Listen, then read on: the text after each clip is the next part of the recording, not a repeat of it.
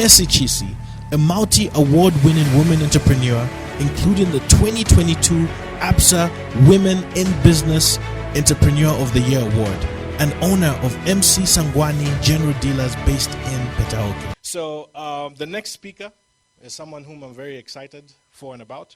Her name is Mercy Chisi, and she is the CEO and founder of Sangwani General Suppliers, based out of Petauke, here in Eastern Province.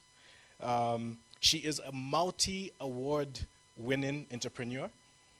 So we're in the presence of greatness. She has won several awards across the board, and I only mention two of them. She was the recipient of the ABSA Women in Business Award for 2022. So it's a very current award. We saw pictures of you and the CEO of ABSA, incredible, like pillar and icon in Zambia. We saw you with the vice president as well, incredible pillar and icon in Zambia, and it was just good to know that, Petauke was represented, and Eastern Province was represented in that. She has won several other awards. I won't even go into all of it, but including the Citi Micro Entrepreneurship Award in 2020 as well. Like in her business, she's in the agro business, among other things. When it comes to agricultural products such as fertilizer, seed, drugs for animals, and she also supplies day-old chicks, like in the region. I love to see women in business. I love to see women in entrepreneurship. I love to see women conquer the world. I think it's pretty incredible. I'm one of those individuals where I'm the only boy in the family and I have three sisters, so I always tell them, hey, don't reach for the stars, reach for the heavens. So my encouragement to the listeners here is, let's encourage and listen to her story, and let's give her all the support that we can, starting with a good round of applause as she makes her way to the front.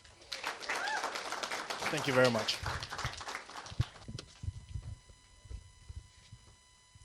Ladies, before I start, what I'm going to say is the future is female. And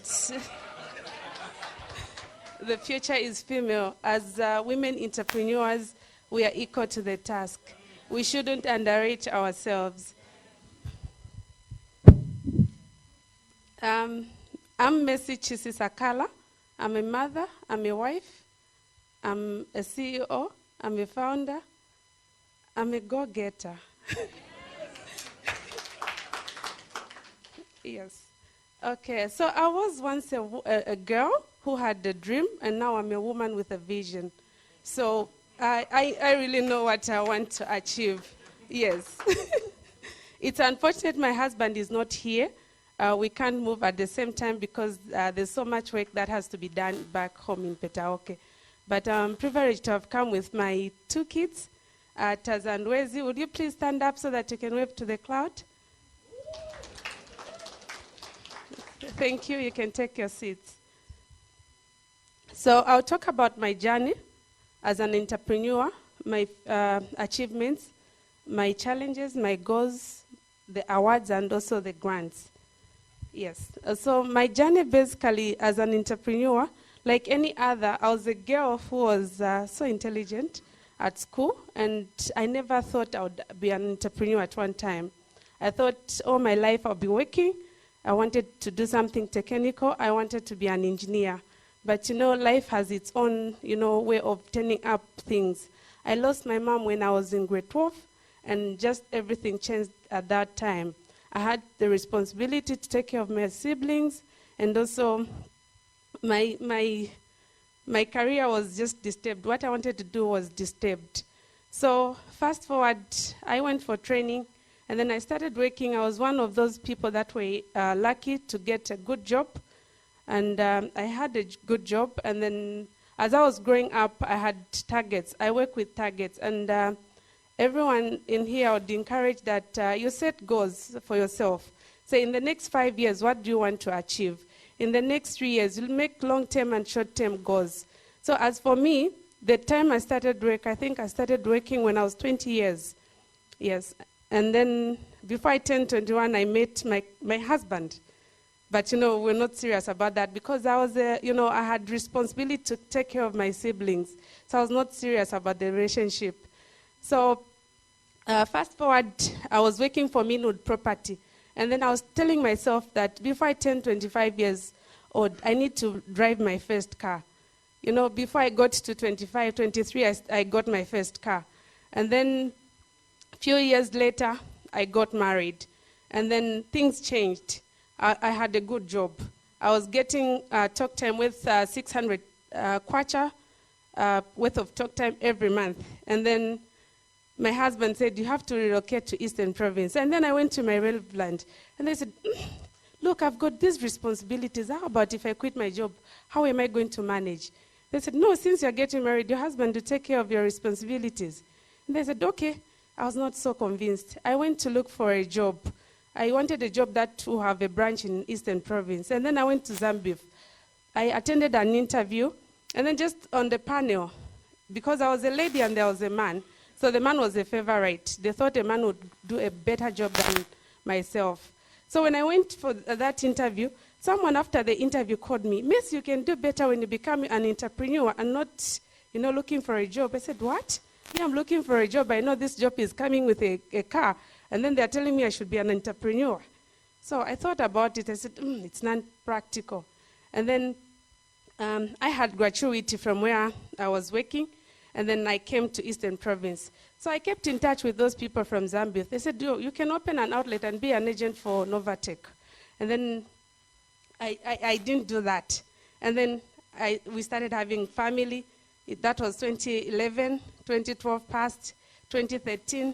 And then 2014, I was tired staying at home in Petauke. I had relocated then. And they said, I think this thing, my husband is giving me money, yes, but it's not enough. Like, I also need to have, something that will satisfy me as a person. My parents educated me so that I can have a job. And then here I am, I'm a housewife, I'm a mother, and my babies have come back to back. So what do I do? And they said, this thing of staying at home. And then, I became a guard. I became a guard, yes? Like becoming a guard whereby I'm seeing my husband is knocking off from work. I would monitor where the vehicle is moving,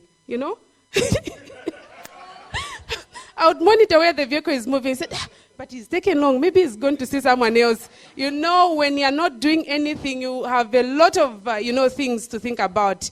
You may even create stories that don't exist. And then I was in that space, and I didn't like it. So in 2014, I told my husband, I said, I want to start poultry farming. And then he said, no, okay, you can start. And then I said, okay, I want to go to Lusaka. I want to learn about poultry farming from livestock services. Lucky enough, our kids poured water in the television set. And then we didn't have, a source of news. So instead, we bought a small radio. We're a small family. Yes. So he bought a small radio, and then we listened to a radio, and then there was an announcement that Ukimi Trades was offering free poultry training. And then my husband said, okay, go to Ukimi Trades. It's near home. Someone will be taking care of the kids. So fast forward, I finished that training. I graduated. It was just 3 weeks training. And then I got my first birds. I went to livestock service center because whatever decision or anything that I want to do, I want to learn. So I went to the doctor at Livestock Services. I asked him, which is the best feed on the market? He said, Pembe. And then I had Novatech in my mind. They said, Pembe, okay. So I got Pembe bags for my chickens. And then I sold those chickens during festive period. And then they sold for cash. I had some savings at the bank. And then plus the money that I used, that I realized from the sale of chickens, that was enough for me to have a breakthrough, to go to Lusaka and make an order for the first batch of stock feed that I had in the shop. Because I was taught by Pembe that you don't have to start by ordering the whole truckload, but just order with what you have and then just be consistent. And just a few months down the line, I was able to order 200 bags. I started with 155 bags of stock feed. That was 50 by 155 bags. And then the next consignment was 200 bags. And then 200 bags, and then 400 bags. 400 bags, 600 bags. And then every time I could get an order, I would, take photos. So I would not believe, oh, I've hired the whole 30 ton. Okay, if I can book, I can own it. I was making those documentation. If I can book a truck, I can own it. Yes.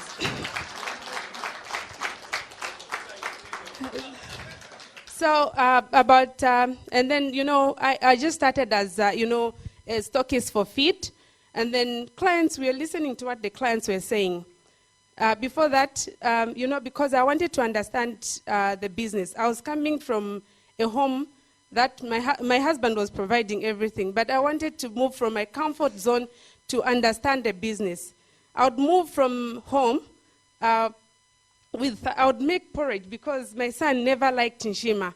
So I'd make porridge and put that porridge in the warmer and get his prem, go to the shop. The shop was just about 3 meters by 3 meters. It was like a small shop, and I was renting 250 by that time.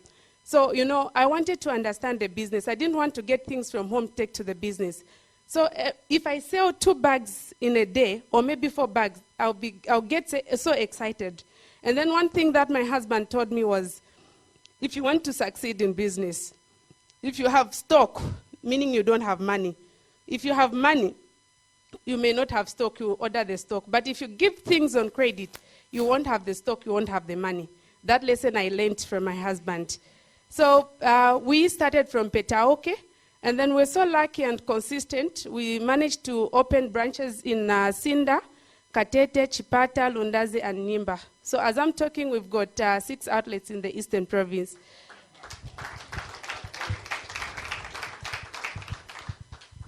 So we've got 6 outlets in the Eastern Province. It hasn't been easy, but when it comes to work, my husband works in the background. He's a person who you never see, like you see him in the forefront. He works in the background. So we're so lucky that, we were able to set up those outlets, and then even, we are expanding steadily. And by that time, we didn't even get a loan. Yes, we've gotten loans before, and then, loans have to come at a time when you're prepared. I wouldn't encourage startups to get loans, unless if you understand your business and you know the profits and, the risks involved. Loans are good and are bad at the same time. So the challenges we've faced as a company, I think we became so comfortable after we expanded, and then we trusted our workers very much, and this is this hit us very much last year, whereby we're supplying day-old chicks from, we are the leading supplier of day-old chicks in the Eastern Province. We supply from the major breeders, that is hybrids, Ross, and also Zamhatch. So we became comfortable. And in business, I think it's a lesson that we've learned. You don't have to be comfortable. Like in terms of, the operations, it was during this COVID period where we became comfortable. Money was coming in. We were able to pay our suppliers. And, the cash flow was just okay. Little did we know that towards the festive period, because there's a lot of money involved, I think 3 of our workers were stealing money for day-old chicks. And this really hit us very much. And I think it's one aspect in business, accounting, you should not relax. And if you are running retail shops, you need to do stock take. And then if there's a way, I think you reduce on, people handling cash. That has really hit us very much. Very much, whereby we even found ourselves in courts, paying clients and the like. We went down, completely down. But what I can say, because of experience, we're comfortably down. And then because of maybe the assets that we've acquired in business, we're comfortably down. Mr. Sunday here can bear me witness. We're owing his company, I think, 46,000. Yes? So, yes, we're owing. And then I was like, okay, we're talking, and then, when we meet, it's business, yes. But, I could feel guilty because we never had those records before. So, and then we started coming up with, plans of liquidating the debts that we incurred. So we said, okay, we've got trucks. Can we transport your seed so that we can do debt swap, or you start paying us half the invoice so that the other can go towards liquidating the debt? Yes. So that's what happened. So we've also negotiated with other companies. Yeah, we were also owing Syngenta. We finished, we did debt swap. We finished paying them. And then we are negotiating with Corteva. We were completely down, but because the suppliers, we had a very good relationship with the suppliers. They helped us, more especially Pembe Flour Mill. We explained to them, and then they said, okay, we'll give you a truckload. What do you want us to do? They gave us a truckload, and now we are up and running, but we are not so much comfortable. But we know that, sometimes God allows the business to go through a certain difficult phase to prepare you for something greater. I see something greater coming. I see something greater coming to our business. That meant us to seal the loopholes, and then I think we've done our homework, and I think we are comfortable. We are back on track, and everything shall fall in place. So our company is award-winning. Yes, starting from our region here, Eastern Province, from Petauke. In Petauke, we've won several awards. I think our record is unbeatable. Yes. Our record is unbeatable. Ever since we started exhibiting, we are the best agro dealer. We did that for 3 consecutive years, and then there was a break for COVID, and this year again we got the first prize. Yeah. And then we also exhibited at provincial level. We've gotten 2 awards. And then in 2017, it was the first time to pitch, and I didn't know how to pitch. So there were men, and then I was the only female, just like here. Yeah, so they told us to talk about our business. So, and then I talked about MC Sangwani, and then little did I know that we got the first prize. We got the most promising agribusiness award for 2017 under CNV and also Saro Agric, and then there was also Agro Pro Focus. And then other than that, we've also won awards at national level. Yes. At national level, in 2020, during COVID, my company was awarded by ZABS as the Female Agri-Entrepreneur of the Year. I think we got the 3rd runner-up. It was not bad. And then in 2021, my company I was awarded as the Female Entrepreneur of the Year by Citibank and WIAC. That came with the prize money of 30,000 kukash. And then the latest one was the one from ABSA as one of the top women in Zambia, and then the first in Eastern Province, yeah, as one of the best entrepreneurs in the country. And as if that is not enough, in the time of difficult, the lady you're seeing here will be representing Zambia in the United States of America.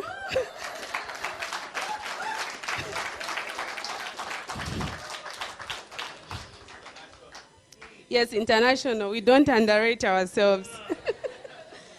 Yes. So it was a stiff competition, and this came about after the award from ABSA.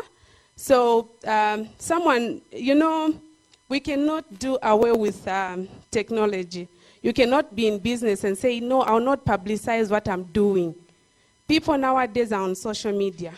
So if you can, advertise your products and don't underrate social media. So through social media, someone forwarded to me a mail that Michigan State University was looking for female entrepreneurs under 40 years. And then when I looked at the advert, and then I said, okay, I think I'll be part of it. I was so confident because I knew that once I'm invited for an interview, I'll be able to make it to the next phase. I think we had 3 or 4 phases to get to the final. So I was accorded an opportunity to be interviewed, and then I was, shortlisted as one of the semi-finalists until the finalist. That time it was Recreate. They advertised that they wanted entrepreneurs to be part of the AWE program, that is Academy for Women Entrepreneurs. It was launched in 2019 in Zambia.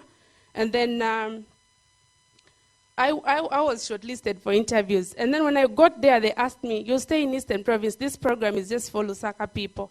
And then I said, "No, I'm going to manage." And then they said, "No, but how?" I said, "I'm going to manage." So I was, shortlisted amongst 1,000 entrepreneurs. And then I made it to the top 100. I made it to the top 30. I made it to the top 15. Yeah. So, I managed. It was all about dedication. I believe in spending to gain. You have to spend to gain. It's not like you want to get your business started and then you're not willing to spend. Sometimes it's better you spend. The concept of the business at one time, I was depending on the youth empowerment. I even wrote a proposal, and then that was, accepted, approved, but the money didn't come in. It ended there. So if I didn't have, other sources like, okay, I'm just waiting for the entrepreneurship, I'm just waiting for the youth empowerment for me to get started, I would not have started. So it's better while you're waiting to get started, do what you, start with what you have within your means. If it means bootstrapping, just start with what you have, or maybe sell what you have, because opportunities favor the prepared. If you're thinking of starting a business and you've not registered a business, I think you have to rush. Our business was registered, I think it was registered 2 years before it became operational. And also the number of years that the business has been operational, has been registered, it also counts. So I encourage those that want to start businesses and never thought of, formalizing their business. Get started. Just go to Parker, register the company. Yes. So some of the things that I believe in is, you have to spend to gain. Learning is a continuous process. When you're thinking of starting a business, someone else is already doing that, or someone is thinking about doing that. So don't get discouraged. It's about being innovative. We can look at the story of Nokia. I'm sure a lot of us use the phone Nokia. But Nokia didn't think about, improving doing a lot of research on their phones. Nokia was put out of business. Not that it was not a good company, but because they didn't invest in, research. So just like us who are in business, the business that we are doing, other people are thinking of doing better than we are doing. So it's better we become innovative, and then we improve on what we are doing. That's why you even find banks and other organizations doing promos, so that, they continue to, to remain relevant, or maybe awareness to to their customers or potential customers that they are still existing. And then networking is key. My network is my net worthy. I may not have a lot of friends, but my network is wider. You get my point? Your network is your net worthy. It depends with who you are interacting with. Some people, they don't know Messi. They know MC Sangwani. There's a time I had visitors from Lusaka. They were asking, would like to see the managing director or the CEO for this company. I said, I am. We want to see the owner of this company. I said, I am. And then these white people didn't, okay, sorry for using that word. I'm so sorry.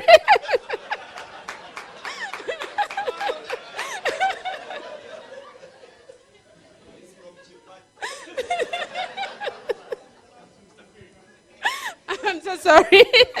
Yeah. So there was the managing director for Ross Breeders. They were seeing our company throughout. When they entered Eastern Province, Nimba, they see MC Sangwani, Sinda, they see MC Sangwani everywhere. So they were like, they met with my sales staff, and they said, we want to see the MD for MC Sangwani. They went to Malawi. So I was talking with them on the phone, giving them direction. We want to see the person running this organization. I said, I am. We want to see the owner. I am. And they said, oh, are you the one? So I said, yes, I am. Okay, and then they gave me a lot of, they mentored, like, no, we are trusting you and the like, and then we've delivered and we're still their, clients up to now. So that's key. The business name is the brand on its own. So people may not know me, but they know the business. Yeah. And then competition is good for business. Don't compete. Don't compete with companies. No, I want to be better than Mr. Sunday. He's driving a BMW, I'll drive a Jaguar. No, that should not be the case. Competition is good for the business, and also aim to be, you set goals against which results are measured. Don't just, compete. I want you to be better than that person. If that person has bought a BMW, I should get a Benz and the like. So competition should, keep us in business, and then we should, interact with our competitors. I'll give an example of game. When game stores is setting their prices, they consult their, their competitors, like these companies that deal in electronics and the like. And then they also had their policy that if you find a price cheaper elsewhere, they'll beat the price. I think I was one of those people that was lucky during my kitchen party.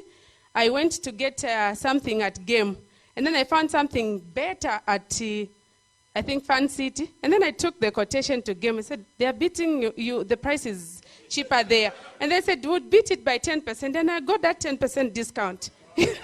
So, we have to keep our competition close, because we'll go through competition. And, for our friends, the Indians, they discuss the price, and that's how they end up having almost uniform price.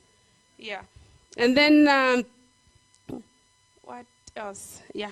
I think I talked about mentorship, and then I've also talked about preparedness. And then I think that's all that I can say for now. And then that's my journey. But I think my story is so long, and this is what I can share at the moment. Hope I've inspired the ladies. Ladies, it's our time. Our time is now. Ladies, our time is now. As ladies, we've got hurdles. Yes, we are not like men. Men will wait for things to be prepared for them. But for me, as a lady, to be in business, I've got a lot of hurdles. I have to cook. I have to prepare the children. I have also to prepare for my husband. So we've already got a lot of hurdles. But, ladies, we are naturally multitaskers. And then if we get our efforts together with our husbands, our spouse, our brothers, we can do greater things. So women, we can, and our time is now. We should not underrate ourselves. Women entrepreneurs, I think there's so much opportunity at the moment. Let's seize the opportunity. Let's work together. Women, I think instead of talking about each other, we can talk about something that can build us. And once women, we do things that, that can build us, we really do great things. Women, we are very good at organizing kitchen parties, supporting each other. But when it comes to supporting business, we get relaxed. Why? Let's have that as a homework. Let's work together. If we work together as women, we can do greater things. Greater things with the support of our spouse. Thank you.